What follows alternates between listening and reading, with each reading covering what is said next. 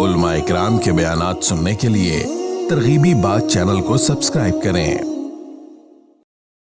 بسم اللہ الرحمن الرحیم، الحمد للہ رب العالمین والعاقبۃ للمتقین والصلاة والسلام علی سید الانبیاء والمرسلین سیدنا و مولانا محمد وعلی آلہ واصحابہ اجمعین، اما بعد فقد قال اللہ تبارک و تعالی فی القرآن المجید، اعوذ باللہ من الشیطان الرجیم، بسم اللہ الرحمن الرحیم، قل اللہم مالک الملک تؤتی الملک من تشاء وتنزع الملک ممن تشاء وتعز من تشاء وتذل من تشاء بیدک الخیر انک علی کل شیء قدیر۔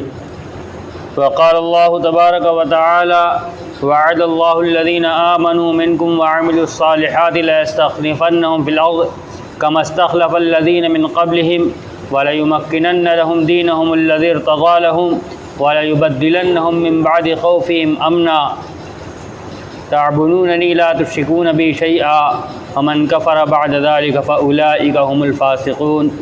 صدق اللہ العظیم۔ میرے محترم بزرگوں اور عزیز ساتھیوں،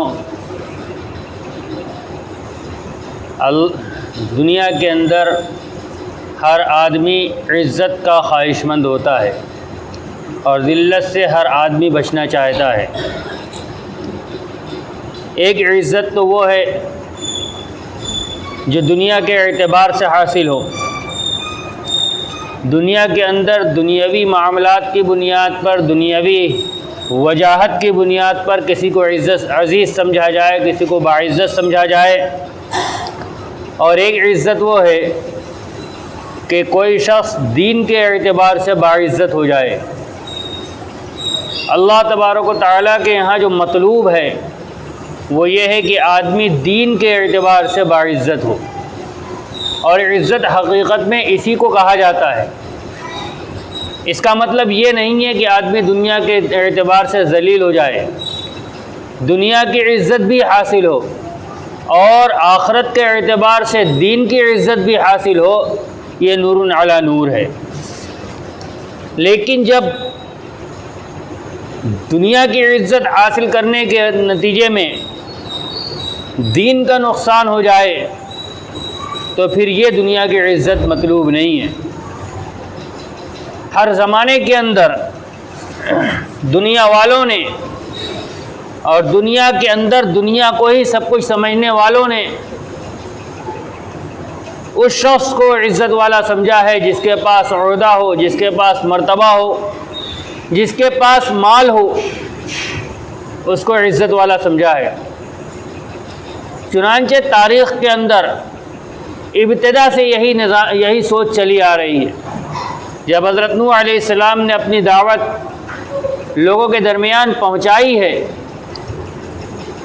تو وہاں نوح علیہ السلام کی قوم میں جو کم پیسے والے اور سماج کے اعتبار سے دبے کچلے لوگ تھے انہوں نے اسلام قبول کر لیا، اور جو پیسے والے لوگ تھے انہوں نے اسلام قبول نہیں کیا۔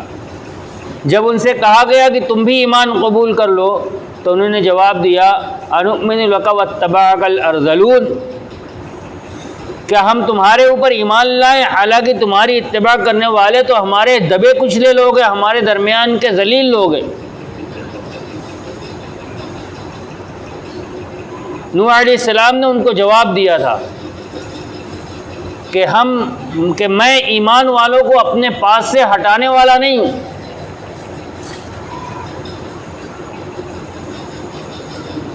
قال وما علمی بما كانوا يعملون ان حسابهم الا على الله وما انا بطارد المؤمنین۔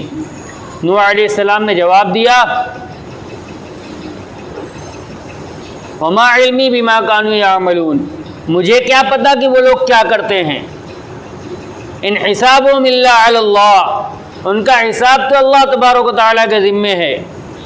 وما انا بطارد المؤمنین، اور میں مومنین کو اپنے پاس سے ہٹانے والا نہیں ہوں۔ گویا کہ ایک حکیمانہ انداز میں حضرت نوح علیہ السلام نے ان لوگوں سے یہ کہہ دیا کہ تمہارے نزدیک کسی کی عزت اور ذلت کا مدار اس کا مال ہے، ہمارے نزدیک کسی کی عزت اور ذلت کا مدار مال ہے ہی نہیں بلکہ اس کے اعمال ہیں۔ وما علمی بما کانوا یعملون، ہم تو ظاہر کے مکلف ہیں، ظاہر میں وہ ایمان والے ہیں، اس کے علاوہ اگر ان کا کوئی عمل ایسا ہے جو عزت کے منافی ہے تو وہ اللہ جانے اور اللہ کے بندے جانے، اس سے ہمیں کوئی مطلب نہیں ہے۔ تو اشارے میں یہ بتلا دیا کہ عزت کا مدار وہ نہیں ہے جو تم کہہ رہے ہو، عزت کا مدار وہ ہے کہ کس کے اعمال اچھے ہیں اور کس کے اعمال خراب ہیں۔ ہر زمانے کے اندر یہی نظام رہا کہ ہر پیسے والا اپنے آپ کو عزت والا سمجھتا رہا، اور جن کے پاس مال و منال نہیں، عزت اور مرتبہ نہیں، ان کو وہ ذلیل سمجھتا رہا۔ چنانچہ نبی علیہ الصلوۃ والسلام کے زمانے میں بھی ایسا ہی ہوا۔ خود نبی اکرم صلی اللہ علیہ وسلم مکہ کے سب سے اعلیٰ خاندان سے تعلق رکھتے تھے، قریش سے، اور قریش میں بھی بنو ہاشم سے۔ بنو ہاشم وہ قبیلہ ہے جس کے ہاتھ میں کعبے کی خدمت تھی۔ آپ سب سے اعلیٰ خاندان سے تعلق رکھتے تھے۔ جب آپ نے نبوت کا دعویٰ کیا اور لوگوں کو نبوت کی تبلیغ شروع کی تو پہل آپ کے اوپر ایمان لانے والوں میں چند ایک صحابہ اکرام رضی اللہ تعالیٰ عنہم کو چھوڑ کر اکثر ان صحابہ رضی اللہ تعالیٰ عنہم کی تھی جو معاشرے کے اعتبار سے دبے کچلے لوگ تھے، ان کے پاس مال نہیں تھا، وہ غلام تھے۔ چنانچہ حضرت صہیب رومی، حضرت بلال حبشی، حضرت عمار ابن یاسر، حضرت خباب بن الارت، یہ وہ صحابہ رضی اللہ تعالیٰ عنہم ہیں جو معاشرے کے اندر کفار مکہ کی نظر میں عزت والے نہیں تھے کیونکہ ان کے پاس مال نہیں تھا۔ تو عتبہ اور دوسرے کفار جو اپنے آپ کو بڑا سردار سمجھتے تھے،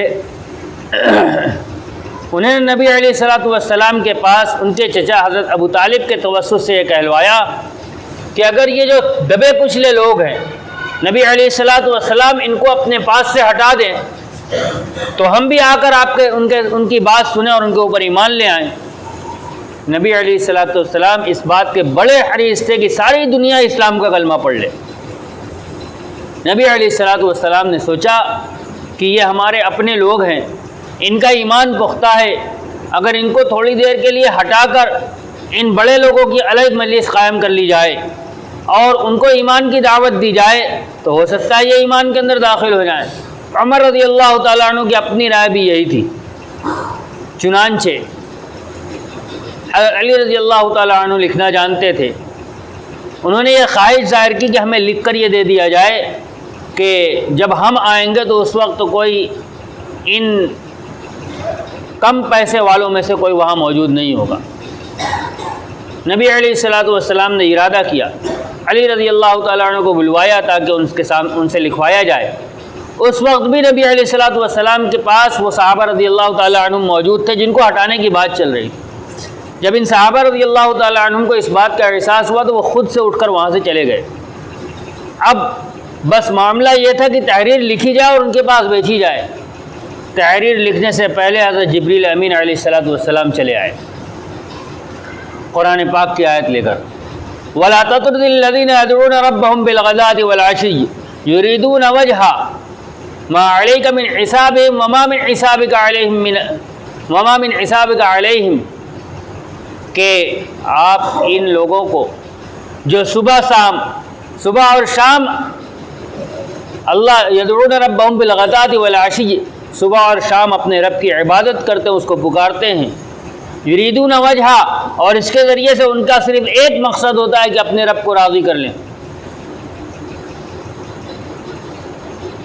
ما علیک من حساب وما من حسابک علیہم من شیء، یہ کفار مکہ جنہوں نے آپ کے پاس یہ درخواست بھیجی ہے، آپ کے اوپر ان کا حساب نہیں ہے، یعنی اگر یہ ایمان نہیں لاتے تو اس کا سوال آپ سے نہیں ہوگا، اور اگر آپ ان کے لیے الگ مجلس قائم نہیں کرتے تو آپ کا حساب ان کے ذمہ نہیں ہے، ان سے نہیں کہا جائے گا کہ تم اس کے بارے میں بتاؤ، یعنی ان کا عمل ان کے ساتھ ہے، آپ کا عمل آپ کے ساتھ ہے۔ فتعدد الذین يدعون ربهم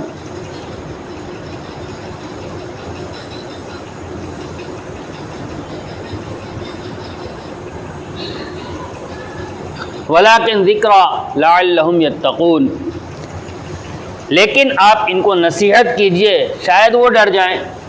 یعنی اس بات کی اجازت نہیں ہے کہ ان کم پیسے والوں کو دعوت کی غرض سے دوسرے پیسے والوں کے ایمان میں داخل کرنے کی غرض سے بھی ان کے ساتھ کوئی الگ برتاؤ کیا جائے، اس کی اجازت نہیں ہے۔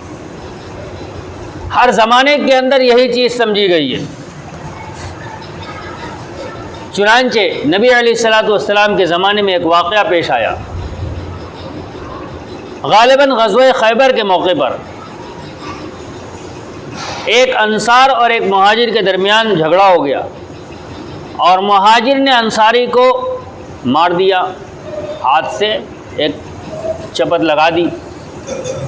جب جھگڑا ہوا اور یہ معاملہ بنا تو فوراً انصاری نے آواز لگائی، یا للانصار، اے انصاروں کی جماعت چلو، اور انہوں نے آواز لگا دی، یا للمہاجرین، مہاجرین کی جماعت چلو۔ یعنی انصار اور مہاجر کا جھگڑا ہو گیا، لہذا اب آؤ ایک دوسرے کا مقابلہ کریں، انصار کی مدد کو آ جائیں، مہاجر کی مدد کو آ جائیں۔ نبی علیہ الصلوۃ والسلام نے یہ بات سنی تو آپ نے فوراً ارشاد فرمایا، یہ کون سی جاہلیت کی پکار ہے؟ عصبیت کی بنیاد پر، خاندان کی بنیاد پر کوئی کسی کی مدد کرے، کوئی کسی کے خلاف جائے، یہ تو جہالت کا کام ہے۔ کسی کی مدد اس بنیاد پر کی جائے گی کہ وہ مظلوم ہے، اور کسی کے خلاف مظلوم کی مدد کے لیے اس لیے کھڑا ہوا جائے گا کہ وہ ظالم ہے۔ یہ بات ذہن میں رہے کہ ظالم کے خلاف کھڑا ہونا بھی یہ ظالم کی مدد ہے۔ نبی علیہ الصلوۃ والسلام نے ایک روایت کے اندر ارشاد فرمایا ہے کہ انصر اخاک ظالما مظلوما، اپنے بھائی کی مدد کرو چاہے وہ ظالم ہو یا مظلوم ہو۔ تو صحابہ رضی اللہ تعالیٰ عنہم نے ارشاد فرمایا کہ یا رسول اللہ، مظلوم کی مدد کرنا تو سمجھ میں آتا ہے، ظالم کی مدد کیسے کی جائے گی؟ تو آپ نے فرمایا اس کو اس کے ظلم سے روک دو، یہی اس کی مدد ہے۔ تو ظالم کو اس کے ظلم سے روکا جائے، یہ اس کی مدد ہے، اور مظلوم کو ظالم کے ظلم سے بچایا جائے، یہ اس کی مدد ہے۔ آپ نے ارشاد فرمایا زمانے جاہلیت کی پکار ہے، مظلوم اور ظالم دونوں کی مدد کی جائے گی، ظالم کو ظلم سے روکا جائے گا اور مظلوم کو ظلم سے بچایا جائے گا۔ یہ بات ہو گئی، صحابہ رضی اللہ تعالیٰ عنہم کو بات سمجھ میں آ گئی، آپس میں صلح صفائی ہو گئی۔ لیکن منافقین کو موقع مل گیا۔ منافقین جو تھے وہ اصل مدینہ کے رہنے والے تھے، گویا کہ وہ اپنے آپ کو انصار میں سے شمار کرتے تھے۔ بعد میں عبداللہ ابن ابی جب اپنے لوگوں کے بیچ میں پہنچا تو اس نے کہا کہ یہ مہاجر لٹے پٹے ہمارے پاس آئے تھے، ان کے پاس اپنے رہنے کا مکان، اپنے پاس کچھ تھا نہیں، ہم نے ان کو ٹھکانہ دیا، ان کو رہنے کی جگہ دی، ان کے لیے اپنا سب کچھ قربان کر دیا، آج ان کی یہ ہمت کہ ہمارے مقابلے میں کھڑے ہو جاتے ہیں۔ لہذا جب ہم مدینہ واپس جائیں گے تو ہم میں جو عزت والا ہے وہ ان ذلیل لوگوں کو مدینے سے باہر کا راستہ دکھائے گا، اور ہم ان کے اوپر خرچ کرتے ہیں اور یہ ہمارے منہ کو آتے ہیں، ہم آج کے بعد ان کے اوپر کچھ خرچ نہیں کریں گے۔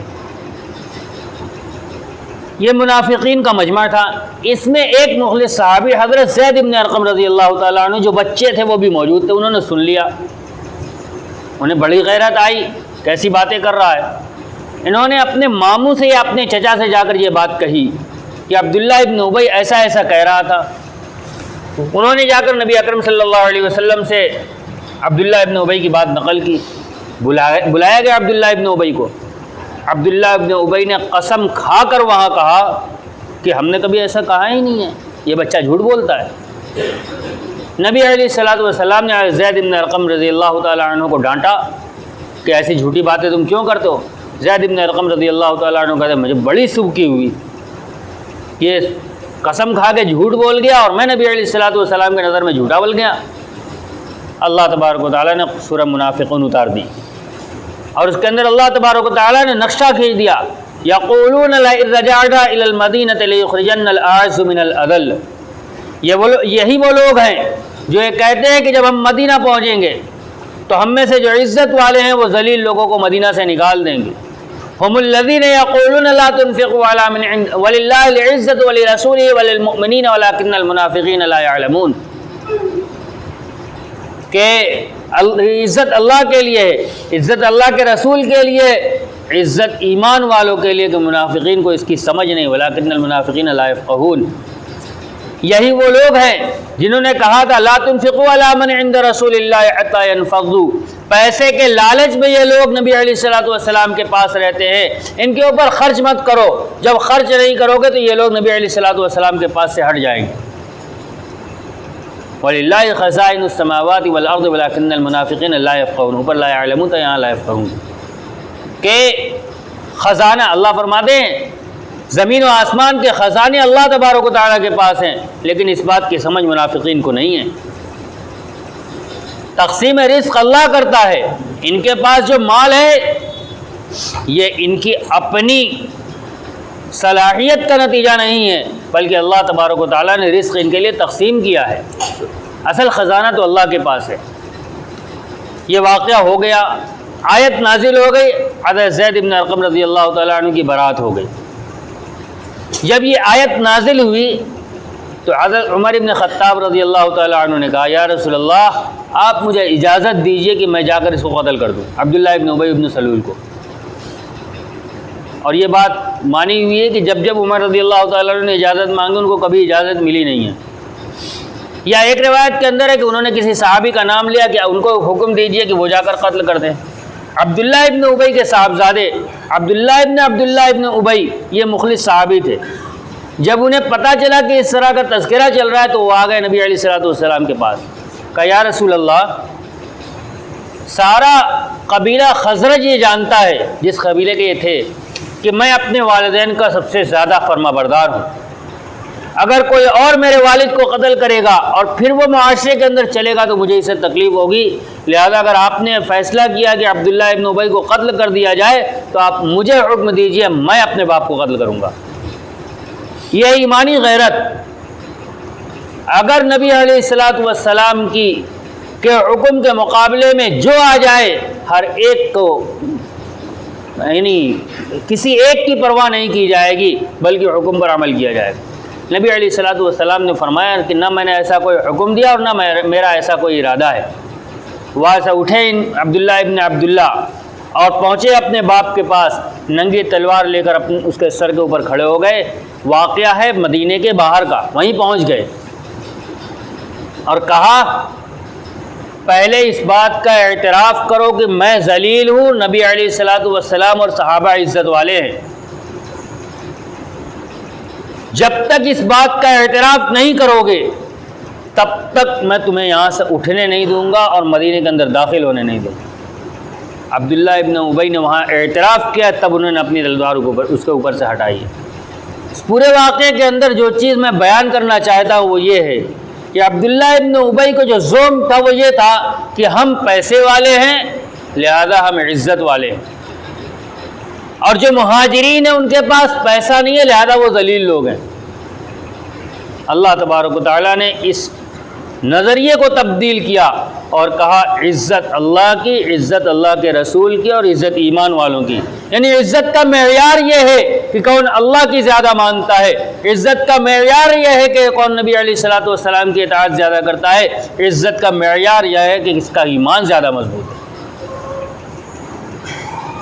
یہ ہمیشہ سے پوری دنیا کا نظام چلا آیا ہے، آج بھی دنیا کے اندر یہی سمجھا جاتا ہے کہ جس کے پاس پیسہ ہے وہ عزت والا ہے۔ میں پیچھے بھی عرض کیا تھا یہ معیار ایسا ہے کہ اس معیار کے اوپر جب ہم چلیں گے تو پھر بہت سارے ایسے مفاسد پیش آئیں گے جس کو ہم خود ماننے کے لیے تیار نہیں ہیں۔ دنیا کے اندر عزت پیسہ کس کو ملا؟ فرعون کو، حامان کو، ابی ابن خلف کو، قارون کو، یہ سب پیسے والے تھے، لیکن کوئی اپنے بیٹے کا نام فرعون نہیں رکھتا، کوئی حامان نہیں رکھتا، کوئی قارون اپنے بیٹے کا نام نہیں رکھتا۔ کیوں؟ دلوں کے اندر ان کی ذلت بٹھا دی گئی ہے۔ وجہ کیا ہے؟ یہ اللہ کے نافرمان تھے۔ اگر پیسے کی بنیاد پر عزت ہوتی یہ سب سے بڑی عزت والے ہوتے. اور ہر آدمی اپنے بیٹے کا نام بلال رکھنے میں فخر محسوس کرتا ہے, صہیب رکھنے میں فخر محسوس کرتا ہے. کیوں؟ صحابی کا نام ہے. کون سے صحابی ہیں؟ عمار ابن یاسر. یہ دونوں, عمار بھی اور یاسر بھی, یہ دونوں ان صحابہ رضی اللہ تعالیٰ عنہم میں سے ہیں جنہوں نے مکہ کے اندر بہت ظلم سہا ہے. پورا خاندان ان ظلم سہا ہے. نبی علیہ الصلوۃ والسلام جب عمار ابن یاسر رضی اللہ تعالیٰ عنہ کے خاندان کی طرف کے پاس سے گزرتے تھے تو تلقین کیا کرتے تھے, صبرن یا آل یاسر, اے یاسر کے خاندان والوں صبر کرو. اور اسلام کے اندر جو پہلی شہادت ہے وہ شہادت بھی حضرت یاسر کی بیوی حضرت عمار رضی اللہ تعالیٰ عنہ کی والدہ حضرت سمیہ رضی اللہ تعالیٰ عنہ کی. لیکن ہر آدمی اس نام کے ساتھ عزت محسوس کرتا ہے. کیوں؟ عزت کا تعلق دنیا کے مال و منال سے نہیں ہے, عزت کا تعلق اللہ تبارک و تعالیٰ کے ہاں قبولیت سے ہے. اور وہ اس کی پہلی بنیاد یہ ہے کہ آدمی کے اندر ایمان ہو. پہلی بنیاد عزت کی ایمان ہے. حتیٰ کہ پوری کائنات ایمان والوں کی بنیاد کے اندر پر وجود میں ہے. روایت ہم نے بار بار سنی ہے کہ جب تک اس کائنات کے اندر ایک بھی ایمان والا رہے گا یہ کائنات قائم رہے گی, اور جس دن اس دنیا کے اندر کوئی ایمان والا نہیں رہے گا اس دنیا کی بھی کوئی ضرورت نہیں رہے گی. ایک ایمان والے کی عزت اس پوری دنیا کے قیام سے بڑھ کر ہے. اللہ تبارک و تعالیٰ نے قرآن کے اندر ارشاد فرمایا, قل من حرم زینۃ اللہ الذی اخرج لعبادہ والطیبات من الرزق بل للذین آمنوا فی الحیاۃ الدنیا خالصۃ یوم القیامہ. آپ کہہ دیجئے من حرم زینۃ اللہ التی اخرج لعبادہ, کس نے حرام کیا ہے دنیا کی اس زینت کو جس کو اللہ تبارک و تعالیٰ نے اپنے بندوں کے لیے نکالا ہے. من الطیبات والرزق, پاکیزہ چیزوں میں سے, رزق میں سے. آپ کہہ دیجئے قل للذین آمنوا, یہ جو ساری پاکیزہ چیزیں نظر آ رہی ہیں دنیا کے اندر یہ ایمان والوں کے لیے, خالصتاً خالص ایمان والوں کے لیے ہے. اور قیامت کے دنیا کے اندر ایمان والوں کی وجہ سے ہے, اور آخرت کے اندر خالص ایمان والوں کے لیے ہے. جس کے پاس ایمان نہیں ہے اس کو آخرت کی کوئی نعمت نہیں ملے گی. جس کو اللہ تبارک و تعالیٰ عزت دینا چاہتے اس کو عزت ملتی ہے, اور جس کو اللہ تبارک و تعالیٰ عزت دینا نہیں چاہتے اس کو عزت نہ دنیا کے اندر ملتی ہے نہ آخرت کے اندر ملتی ہے, چاہے وہ اپنے زوم کے اندر اپنے آپ کو کتنے عزت والا سمجھتا ہو. دنیا کے بڑے بڑے فرما روا, بڑے بڑے بادشاہ جن کے جاہ و جلال کی طوطی بولا کرتی تھی, لیکن آج ان کا نام حقارت سے لیا جاتا ہے. سب سے مشہور نام ایک سنا دوں, ہٹلر. اپنے وقت کے اندر کسی کو اس کے آگے چو کرنے کی ہمت نہیں تھی, لیکن آج ہٹلر ایک گالی بن گیا ہے. یہ ہے اللہ تبارک و تعالیٰ کی طرف سے عزت آتی ہے. جو آیت میں نے تلاوت کی تھی اس آیت کے اندر اللہ تبارک و تعالیٰ یہی فرما رہے ہیں, قل اللہم مالک الملک تؤتی الملک من تشاء. آپ کہہ دیجئے اے اللہ ملکوں کے مالک, تؤتی الملک من تشاء, آپ جس کو چاہتے ہیں ملک اور بادشاہت دیتے ہیں. وتنزع الملک ممن تشاء, اور جس سے چاہتے ہیں آپ بادشاہت چھین لیتے ہیں. وتعز من تشاء, جس کو آپ چاہتے ہیں اس کو عزت دیتے ہیں. وتذل من تشاء, جس کو آپ چاہتے ہیں اس کو ذلیل کرتے ہیں. بیدک الخیر, آپ ہی کے ہاتھ میں بھلائی ہے ساری. انک علی کل شیء قدیر, اور آپ ہر چیز پر قادر ہیں. اس آیت کا ایک پس منظر ہے, اس کو سنا کر اپنی بات ختم کروں. غزوہ خندق کے موقع پر جب حضرت سلمان فارسی رضی اللہ تعالیٰ عنہ کے مشورے سے خندق کھودی جانے لگی تو خندق اس وقت صحابہ رضی اللہ تعالیٰ عنہ کے اوپر فاقہ کشی کا عالم تھا. وہی واقعہ ہے جب نبی علیہ الصلوۃ والسلام نے دکھلایا تھا کہ تم نے اپنے پیٹ پر ایک پتھر باندھ رکھا ہے اور نبی صلی اللہ علیہ وسلم کے پیٹ پر 2 پتھر بندھے ہوئے. اس وقت جب نبی ایک چٹان نہیں ٹوٹ رہی تھی, نبی علیہ الصلوۃ والسلام بنفس نفیس پہنچے ہیں, آپ نے وہ چٹان توڑی ہے تو اس میں سے ایک چنگاری نکلی ہے, روشنی پھوٹی ہے. اور اس پر نبی علیہ الصلوۃ والسلام نے ارشاد فرمایا کہ مجھے روم، فارس اور صنعاء کے محلات اس کے اندر دکھلائے گئے، یعنی روم بھی فتح ہوگا، فارس بھی فتح ہوگا اور یمن بھی فتح ہوگا۔ جب منافقین کو یہ خبر لگی تو منافقین نے مذاق اڑانا شروع کیا۔ حالت تو یہ ہے کہ کھانے کو روٹی نہیں ہے، چھوٹی سی جماعت لڑنے کے لیے آ گئی ہے تو مدینے کے ارد گرد خندق کھودی جا رہی ہے۔ حالت یہ ہے کہ کھود بھی نہیں پا رہے ہیں، طاقت اتنی کمزور ہے، اور خواب دیکھا جا رہا ہے روم اور فارس کا جو اس زمانے کا سپر پاور ہے۔ اس وقت اللہ تبارک و تعالیٰ نے یہ آیت نازل فرمائی، آپ کہہ دیجئے کہ جس ملک اور جس عزت اور جس بادشاہت کا تم بات کر رہے ہو، روم اور فارس کو اللہ ہی نے دی ہے، اور اللہ ان سے چھیننے پر قادر ہے۔ اللہ جس طرح ان سے چھیننے پر قادر ہے اسی طرح ہمیں دینے پر قادر ہے۔ اور اللہ تبارک و تعالیٰ نے آئندہ دکھلا دیا کہ ہر ملک فتح ہوا، اور اللہ تبارک و تعالیٰ نے پوری دنیا کے اندر اسلامی حکومت ایک بڑے رقبے کے اوپر قائم کی، اور یہ سارے علاقے اسلام کے زیر نگیں آئے۔ تو عزت اور ذلت اللہ تبارک و تعالیٰ کی طرف سے آتی ہے، لہذا اگر عزت حاصل کرنی ہے تو وہ اسی راستے سے آئے گی۔ اس کے لیے کچھ چیزیں ہیں، اگر آدمی اس کی پابندی کرے تو عزت دنیا کے اندر بھی حاصل ہوگی اور آخرت کے اندر بھی حاصل ہوگی۔ انشاءاللہ اس کا تذکرہ آئندہ ہفتے۔ اللہ تبارک و تعالیٰ ہمیں توفیق عطا فرمائے۔ وآخر دعوانا ان الحمدللہ رب العالمین۔